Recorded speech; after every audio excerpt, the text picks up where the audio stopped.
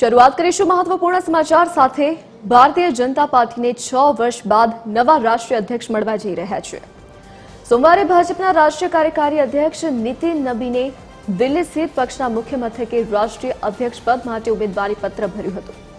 આ પ્રસંગે કેન્દ્રીય મંત્રી અમિત શાહ, રાજનાથ સિંહ, જેપી નડ્ડા અને નીતિન ગડકરી સહિત ભાજપ શાસિત રાજ્યના મુખ્યમંત્રીઓ અને પ્રદેશ પ્રમુખો હાજર રહ્યા હતા।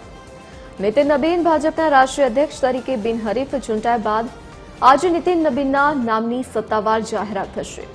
ગુજરાતના સીએમ ભૂપેન્દ્ર પટેલ અને પ્રદેશ ભાજપ અધ્યક્ષ જગદીશ વિશ્વકર્મા દિલ્હીમાં જશે। દેશભરમાંથી ભાજપ નેતાઓના 2 દિવસ દિલ્હીમાં ધામા છે। બિહારથી 5 વખત ધારાસભ્ય રહી ચૂકેલા નીતિન નબીન હવે જેપી નડ્ડાનું સ્થાન લેશે અને પક્ષના 12મા રાષ્ટ્રીય અધ્યક્ષ બનશે। પીએમ મોદી અને પક્ષના ટોચના નેતૃત્વએ પણ તેમની ઉમેદવારીને સમર્થન આપ્યું છે। ભાજપના બંધારણ મુજબ રાષ્ટ્રીય અધ્યક્ષની પસંદગી માટે રાષ્ટ્રીય અને રાજ્ય પરિષદોના પ્રતિનિધિઓ દ્વારા બનેલા ઇલેક્ટોરલ કોલેજની પ્રક્રિયા અનુસાર કરવામાં આવે છે। કોઈપણ ઉમેદવાર માટે ઓછામાં ઓછા 5 રાજ્યોમાંથી ટેકો હોવો અને 15 વર્ષની સક્રિય સદસ્યતા હોવી અનિવાર્ય છે।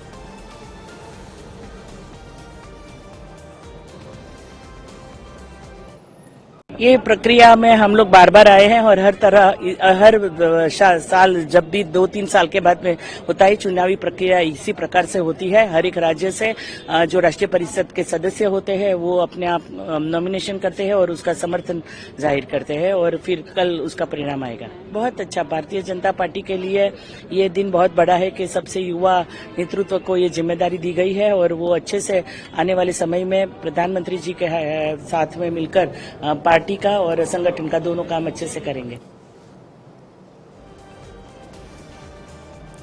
વધુ વિગતો સાથે associate editor Sonal Anadkat phone line પર જોડાઈ ગયા છે। જી સોનલ, શું વિગત?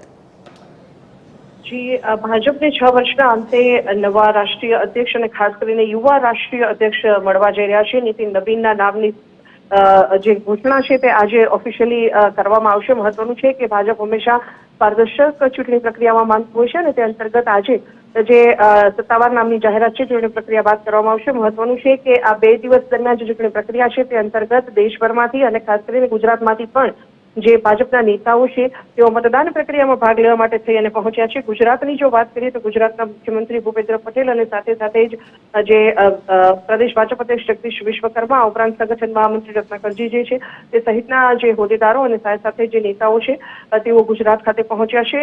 આજે સત્તાવાર રીતે નીતિન નબીનના નામની જાહેરાત થશે અને તે પહેલા ગુજરાતના જે નેતાઓ છે તેઓ દિલ્હી ખાતે 2 દિવસના પ્રવાસે છે, જેમાં મુખ્યમંત્રી જે છે તે પ્રસ્તાવક તરીકે ત્યાં પહોંચ્યા છે। સાથે સાથે જ કેન્દ્રીય મંત્રી CR પાટીલ, પૂર્વ પ્રદેશ અધ્યક્ષ મનસુખ માંડવિયા કેન્દ્રીય મંત્રી પણ છે અને સાથે સાથે જ નીમુબેન બાંભણિયા જે કેન્દ્રીય મંત્રી છે। આ સહિતના જે નેતાઓ છે, કેબિનેટ મંત્રી જીતુ વાઘાણી, આ તમામ નેતાઓ જે છે તેઓ પહોંચ્યા છે દિલ્હી ખાતે। સાથે સાથે જ વિશેષ આમંત્રિત સભ્ય તરીકે પ્રદેશ ભાજપ અધ્યક્ષ જગદીશ વિશ્વકર્મા અને રત્નાકરજી ત્યાં ઉપસ્થિત છે।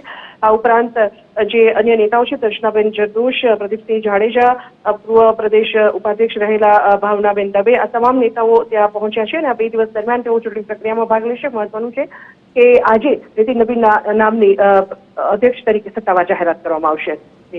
જી સોનલ, વિગત બદલ આપનો આભાર।